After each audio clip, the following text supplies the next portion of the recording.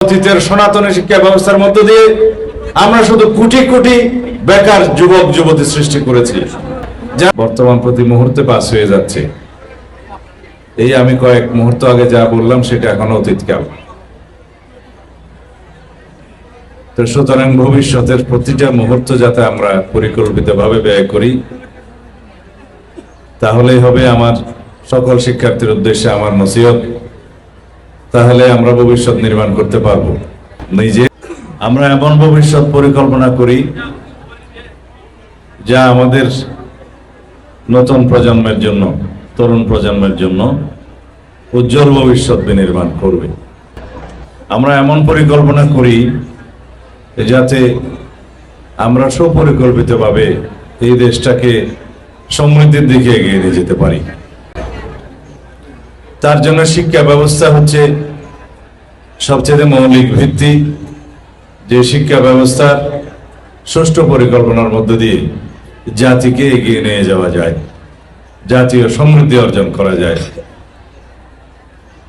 সেজন্য আমরা শুধুমাত্র ডিগ্রিধারী বেকার সৃষ্টির কোনো পরিকল্পনা করছি না। বর্তমান সরকারের শিক্ষা পরিকল্পনা আমরা ঘোষণা করেছি, 31 দফার ভিত্তিতে ঘোষণা করেছি, এবং আমরা সামনে যে পরিকল্পনা করব তার যে কর্মসূচি সেটা আমরা জাতির সামনে উন্মুক্ত করেছি নির্বাচনের আগে এবং এখনো। তা হচ্ছে আমরা কোনো বেকার সৃষ্টির জন্য শিক্ষা ব্যবস্থা প্রবর্তন করব না।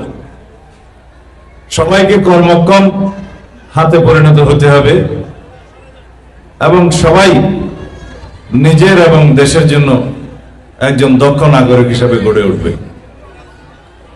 সেই জন্য আমরা প্রাথমিক স্তর থেকে শুরু করে উচ্চ মাধ্যমিক পর্যন্ত এই পর্যায়ের শিক্ষা ব্যবস্থায় আমরা বলেছি ভোকেশনাল ট্রেনিং সবাইকে নিতে হবে। যে কোনো একটা ট্রেডে যেটা সে পছন্দ করবে, কারিগরি শিক্ষা নিতে হবে। যে কোনো একটি অথবা দুটি বিদেশি শিক্ষা ভাষা শিখতে হবে, বাংলা ইংরেজির পাশাপাশি আরেকটি তৃতীয় ভাষা শিখতে হবে। যেই ভাষা শিক্ষার মধ্য দিয়ে সে দেশে এবং বিদেশে নিজের কর্মসংস্থানটা খুঁজে পাবে। এরপরে উচ্চশিক্ষার জন্য যারা মেধাবী হবে, উচ্চশিক্ষা করার জন্য উপযুক্ত থাকবে, যাদের ফলাফল ভালো হবে, তারা ডিগ্রি অর্জন করবে, মাস্টার ডিগ্রি অর্জন করবে, এমফিল করবে, থিসিস করবে, পিএইচডি করবে, শিক্ষকতা করবে, গবেষণা করবে। তাদের জন্য দ্বার অবারিত থাকবে। আমরা এখন কি করি? সবাই বিশ্ববিদ্যালয়ে পড়তে চাই, সবাই ডিগ্রি পাস হতে চাই, সবাই মাস্টার ডিগ্রি পাস হতে চাই, এবং ডিগ্রি অর্জনের পরে সবাই বেকার হয়ে যায়। তো সেজন্য সবাই মাস্টার ডিগ্রি অর্জন করার প্রয়োজন নেই। যারা শুধু রিসার্চ করবে, শিক্ষকতা করবে এবং বিভিন্ন বিষয়ে গবেষণার মাধ্যমে দেশের জন্য, মানুষের জন্য অবদান রাখবে, তারা উচ্চ শিক্ষা গ্রহণ করবে।